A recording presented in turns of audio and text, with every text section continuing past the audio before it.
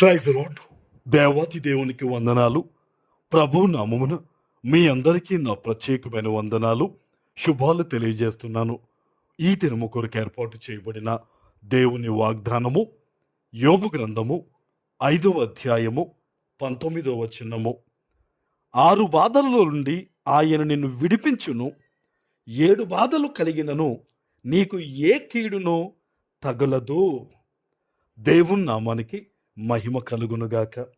ఈ ఉదయకాల సమయంలో సర్వ సృష్టికర్త అయిన నీ తండ్రి నిన్ను ఆశీర్వదించి గొప్ప వాగ్దానాన్ని నీకు అందిస్తూ ఉన్నారు. హల్లెలూయా. 6 బాధలలో నుండి ఆయన నిన్ను విడిపించును అని. ఈరోజు కొంతమంది దేవునితో ఇలా ప్రార్థిస్తూ ఉన్నారు, అయ్యా ఈ విషయంలో బాధ ఉంది, ఈ విషయంలో నలిగిపోతున్నాను, ఈ విషయంలో అవసరం ఉంది, ఇదిగో వీళ్ళని జ్ఞాపకం చేసుకోండి అని అనేక రకాలుగా ప్రార్థిస్తున్న వారు లేకపోలేదు. ఈరోజు తండ్రి అంటూ ఉన్నారు, 6 బాధలలో నుండి నిన్ను ఆయన విడిపించబోతూ ఉన్నారు. హల్లెలూయా. ఏ విషయంలో నీవు దుఃఖం కలుగుతున్నావో గుర్తుపెట్టుకో, ఈరోజు వాగ్దానం ద్వారా నీ తండ్రి నీతో మాట్లాడుతూ బలపరుస్తున్నారు. ఆ బాధలన్నిటి నుంచి కూడా ఆయన నిన్ను విడిపించబోతూ ఉన్నారు. ఆమేన్. సంతోషంగా దేవుణ్ణి స్తుతించు. నీ జీవితంలో ఏదైతే నువ్వు శ్రమ అని అనుకుంటూ ఉన్నావో ఆ శ్రమ నుంచి దేవుడు నిన్ను విడిపిస్తానని వాగ్దానం ఇస్తూ ఉన్నారు గనక ఆయన చిత్తానుసారంగా బ్రతికే విధంగా ఈ రోజుని నువ్వు ఏర్పాటు చేసుకోవాలి.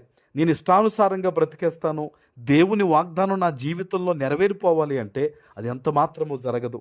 దేవుడు వాగ్దానం ఇస్తారు. ఆయన అంటారు కదా, నేను నిన్ను విడువను ఎడబాయును అన్నారు. అంటే దాని అర్థం ఏంటి?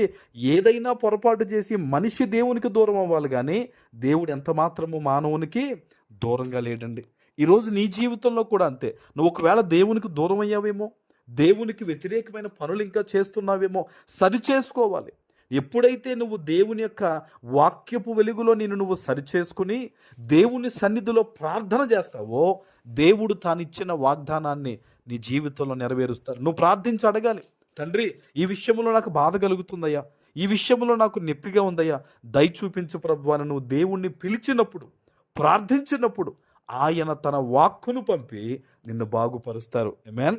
చూడండి, ఇక్కడ అంటూ ఉన్నారు ఆయన, 7 బాధలు కలిగినను నీకు ఏ కీడు కూడా తగలదట. హల్లెలూయా. ఎంత గొప్ప అద్భుతమైన మాట ఇది. మనుష్యులు ఎవరు ఇస్తున్న మాట కాదు ఇది. నిన్ను చూచిన నీ తండ్రి నిన్ను ప్రేమించి నీకు ఇస్తున్న మాట. నీ చుట్టూ శ్రమలు ఉన్నాయనుకుంటున్నావా? ఆనాడు ఇశ్రాయేలీయులకు ఎదురైన ఎర్ర సముద్రం వలె పరిస్థితి ఇంత దారుణంగా ఉందనుకుంటున్నావా? ఎరుకో గోడ వంటి పరిస్థితులు అని చెప్పి నువ్వు అంటూ ఉన్నావా? దేవుడు అంటున్నారు, ఎన్ని బాధలు నీ వద్దకు వచ్చినా అవి నీకు ఏమాత్రము కూడా హాని తలపెట్టలేవట. హల్లెలూయా. ఇది దేవుని వాగ్దానం. ఇది వాగ్దానం ఎత్తిపెట్టి ప్రార్థన చేయి. ప్రభువా నీ చిత్తానుసారంగా జీవించేటట్టు నన్ను ఇంకనూ బలపరచు. ఇదిగో నేను ప్రార్థిస్తున్నాను, నేను నమ్ముతున్నాను, నీ తట్టు నేను తిరుగుతున్నాను ప్రభువా, నా జీవితంలో ఈ వాగ్దానాన్ని నెరవేర్చని. ఈరోజు ఎక్కడి నుంచి నువ్వు వాగ్దానం వింటున్నావో ప్రార్థించు.